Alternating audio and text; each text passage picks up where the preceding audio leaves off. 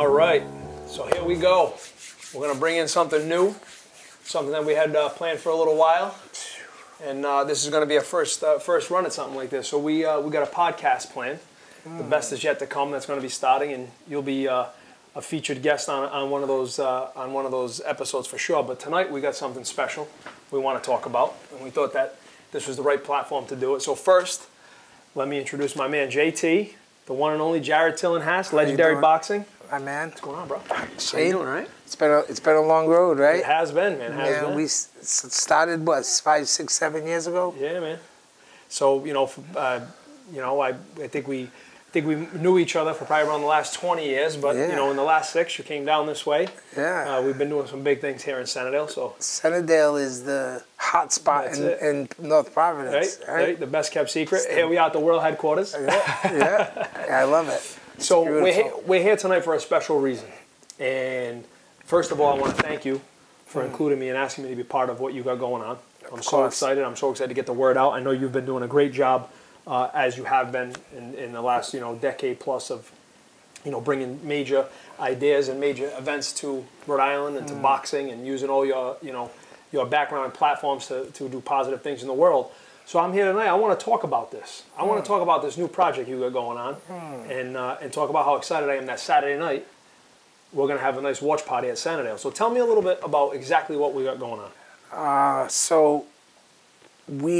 It's Brawl For It All on steroids, with a bigger platform, with stakes a little bigger, and it's just another level now. Something, it was really good in New England, but with the platform we have now, we had the room to change things up a little bit. It's basically settling people disputes, ordinary people doing extraordinary things, and some of the extraordinary is also having the courage to settle your dispute in the boxing ring the right way.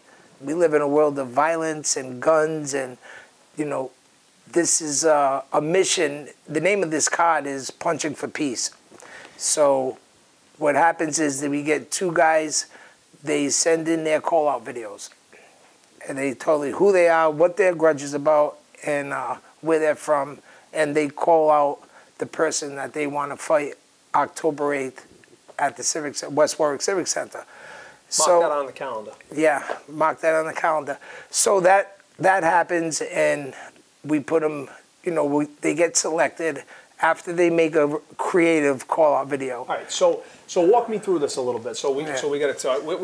For those of us that are familiar, we know what Brawl For It All is, but I'm going to give it a quick rundown, right? So the concept is you have 2 individuals. Yeah. They got a legitimate beef. Yes. Right? And the idea is, hey, listen, let's not do the wrong thing. Let's not go about it in the wrong way. We don't need to do anything illegal. We don't need some fighting going on in the streets where boneheads do silly things. What we're talking about is, look, you got 2 men or women, right? Absolutely. We got 2 individuals who have a legitimate gripe with each other, and they want to settle it, fisticuffs. I'm going to use the term like grown men. They're going to go in there and settle their score. That's right. All right, so that's the concept. That's the concept, yes. And to be clear, so now the concept is you're taking it a step further. Yeah. And bringing your positive reinforcement to this. Yeah. So that after we settle this grudge, right, we're going to go into a positive direction.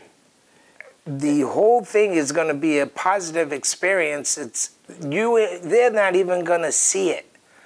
Like some people are walking and they're looking so downfield, they don't see the blessings right in front of them. Can't see the forest through the trees. In the process to the fight is going to be a lot of knowledge, a lot of growth. Those life lessons. The life lessons that you can't teach only through the power of boxing, and I should know.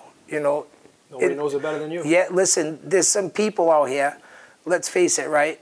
There's some real bad blood neighbors,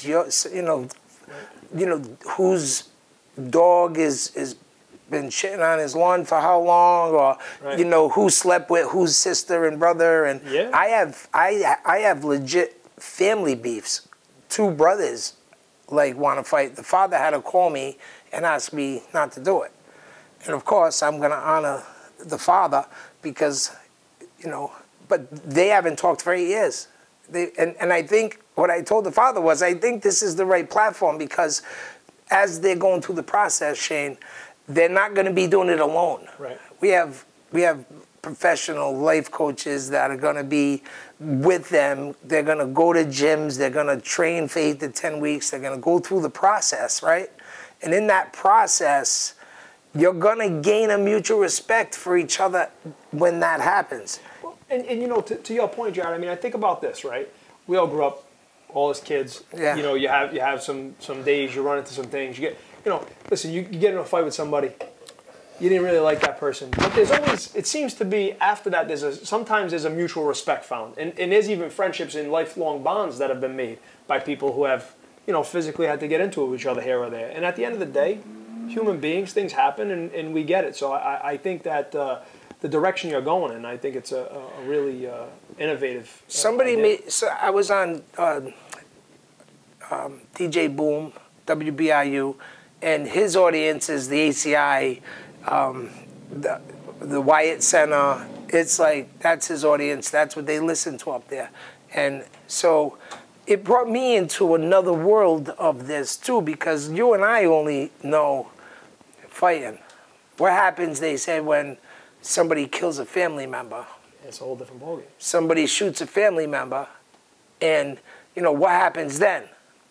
And I thought about it because it was a question, and I'm, like I said, the audience are all gang members, and they all are listening. So my answer to that was, the street fight is one thing, but when it gets into killings and the families and all that, my answer to that was, who's going to be brave enough to break the cycle? That's a good point. Somebody got to step up. Who's going to be the kid, the uncle, the cousin? Who's going to be the one that said, guys, you know what? Enough loss. And change the way that the legacy is. Like I've decided to do a long time ago, even though I was running and falling all over the place, I still knew I wanted to put the good back in my last name. So in order to do that, I had to navigate differently. I had to think differently. I had to relearn things. So I put the work in. And I think if one of these kids that do have that kind of major beef, who's going to be the one to step to the plate and make the difference? You know, it's got to be somebody. Absolutely. And you know, give us an opportunity. Elaborate a little bit on that, because I've watched your growth over the years. And I you know, like I said, 20 years ago, I knew the guy that you were, and I know who you are today. Yeah. And those two guys might want to fight each other if they met. They might brawl for it all. Yeah, so, it's crazy. So talk a little bit about, you know, the process that you went through, and how you came to where you are in life, and how you think that what you're putting to the table will resonate with others to do the same thing, to try to find it the same way that you did. I could tell you this, especially for males, I could tell you, and I would imagine the same for females, but here's the thing. If you come from tough, you know, and it don't even have to be tough, it could come from whatever, because everybody's affected differently by different things. Absolutely. Something that would be nothing to us might be severe to that person. Pain is pain, no matter how you look at it. I think I lost what I was saying, man. No, so we're going back to it where, when you were a kid growing up, right? I got it. You had a certain, you know, situation. Yeah. I got it. How do you go from that to where you are? Well, I'm sorry, I don't know. But listen, he's gonna edit it anyway. It's only Monday. He's gonna edit it anyway. But here's the deal, Shane. It takes a certain type of person to really look inside of themselves, because the only way to get from rock bottom to where you want to go, and do it happy, and do it sober, and do it with love and a sharing, giving spirit, serving spirit, you'll never know that unless you heal your emotional damage that you... All through our life, we get these emotional damages, then we go into these self-defense mechanisms, and before you know it, this is the character that we are, right? So when I started going to Ocean State, my church, I plugged in with my pastor, and, you know, I was broken. you know, I was broken. I was like vulnerable. I was crying. I was always a mess. And then if you add alcohol to the mix, you know, it's a recipe for disaster. You know, if you speak when you're angry, and I was always angry, drinking, you know, you make the greatest speech you'll ever regret. So I learned a lot of lessons, but I put myself into groups and I went to these classes and I really got vulnerable. I was like, I went through a Genesis program twice. Both times I went through it. The second time was better, but the first time there wasn't, like, I was like pouring my eyes out. But there was so much in the past that I forgot about that all surfaced, and it was like, boom. And I did it again because I still had a little in my heart. So I wanted to do it again because I felt like it was coming out of me. Oh, right. I felt like it was coming out of me. So I put myself through the process again. And I was like, by the second time, and then I had went away, I just really put the work in.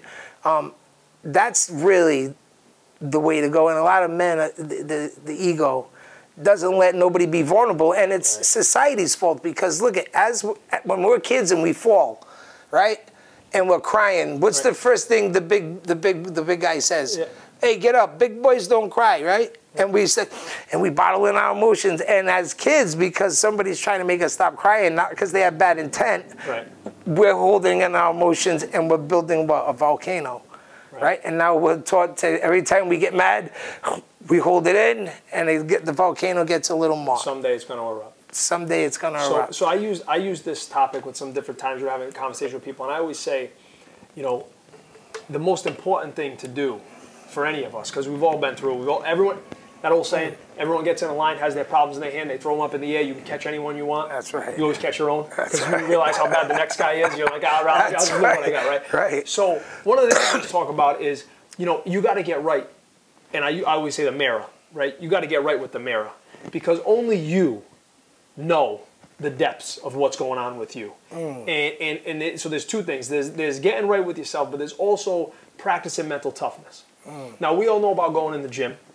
We all know about working out. And when you work out and you eat and you train well and you treat your body right, something happens. You get in shape. You have the ability to do things. But this muscle has to get worked too, right? So you have to feed that mind, and you have to get that mind right. You have to have mental toughness. And I think, you know, speaking in society today, and you and I, we've had many talks on this, I think the world today lacks mental toughness, right? Because it's not pushed in a good way, in a sense of accountability, responsibility, looking in that mirror, taking that accountability and responsibility for yourself, and it's okay, what am I going to do about it? And I don't think that gets brought to the forefront enough. I think in today's society, everything's an excuse. I did what I did because so-and-so made me do it, or this and that. Everybody has a reason why. Everyone's got a reason. Everybody has a reason why, and that's so true. And an old wise owl told me a long time ago, he said, if you could go 24 hours without complaining or making an excuse, your life will start to change.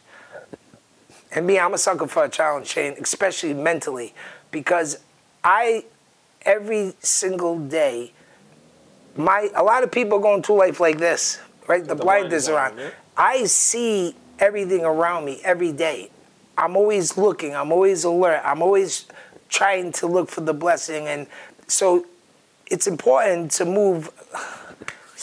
Can I tell you a story about how alert you are? Wow. So I want to talk for a minute about this event now, because we've been talking about some great things, but I want to go back to the alertness and talking about planets lining up and how the universe, we always talk about how that seems to come around and work.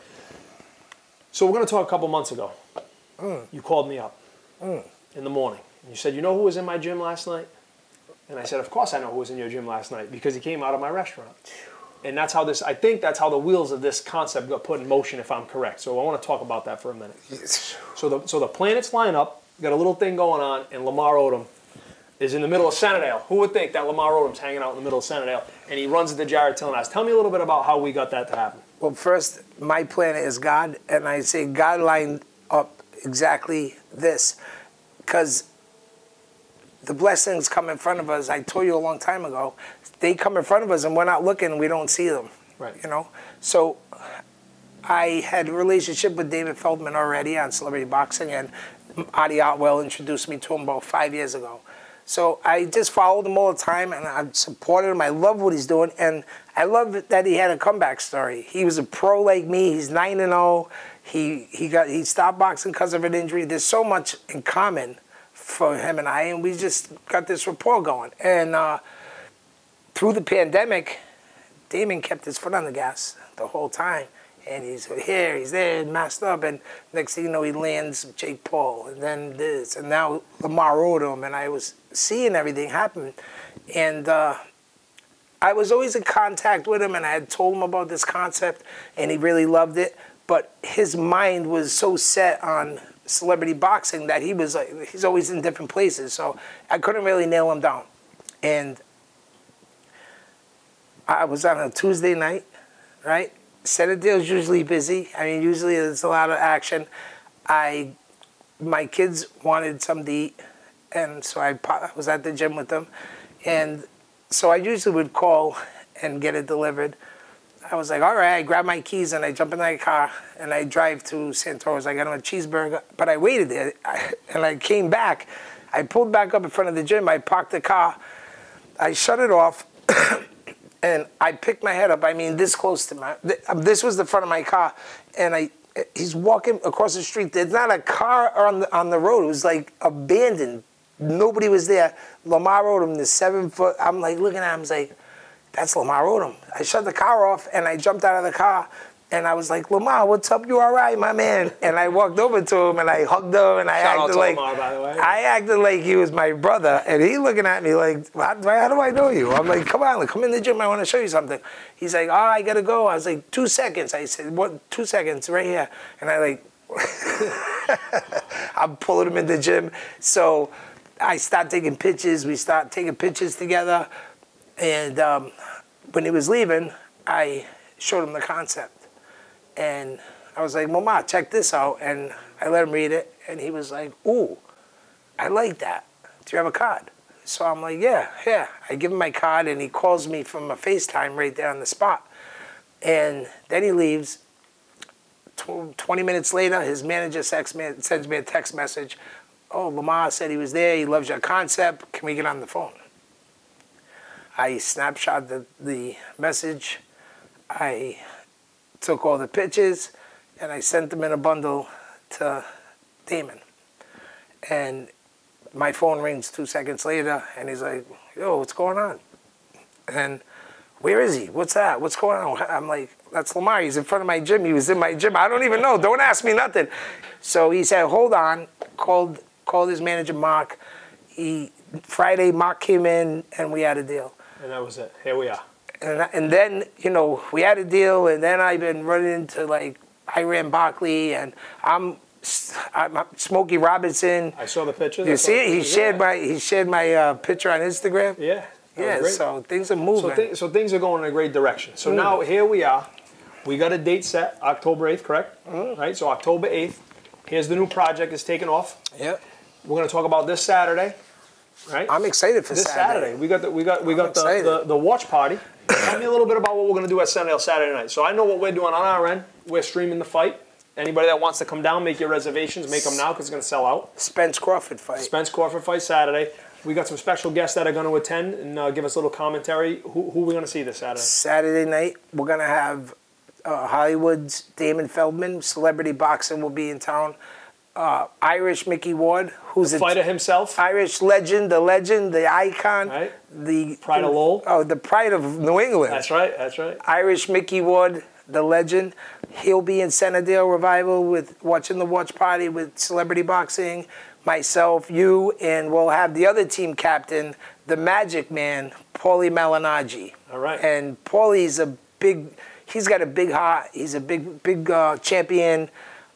And he's a great spirit, and he's great speaking. He's been really cool. Paulie's been great. So, but those are the two captains. I mean, we're going to get into it at the press conference on what's happening. But so let's talk about that now. Let's get into that press conference. Give me the details. The press conference, we're unveiling the logo, the new name of the concept. We're going to have live call-outs. We're going to have entertainment. We're going to have artists, comedians, dancers. And how's the press conference going to work? Do we have people that are watching? If they wanted to come, can they attend? Yeah, it's open to the public. Yeah, okay. It's free to the public. This is something special. This is part of a pilot for a reality show. And Right. So what are the details on the times, place, where are we going? We have right here. It's the Strand Theater, Providence, Rhode Island. All right. You mind if I that? look at this? Yeah, check it out. All right. Excellent. So that's what we're talking about. So we're at the Strand. Yeah. Our friends Gary and Frank going to host it. Yeah. That's going to be Sunday. Yeah, they've been great. Following day, so between 5 and 9. Perfect. I see Yeah. that here. So we're excited. We're looking forward to it. Now, if people want, can they get tickets at the Strand box office? They go online. They contact Legendary Boxing. How do we do it? Right after the press conference, we'll start getting the tickets ready for the event. Okay. So we'll know you'll be an outlet. They'll be able to grab some from you, from Legendary Boxing. I'll have different people running the ticket. Yeah. And that's West Warwick Civic Center. West Warwick Civic Center. October 8th. Yeah, October 8th. It's a pay-per-view thriller. All right. And Fight TV.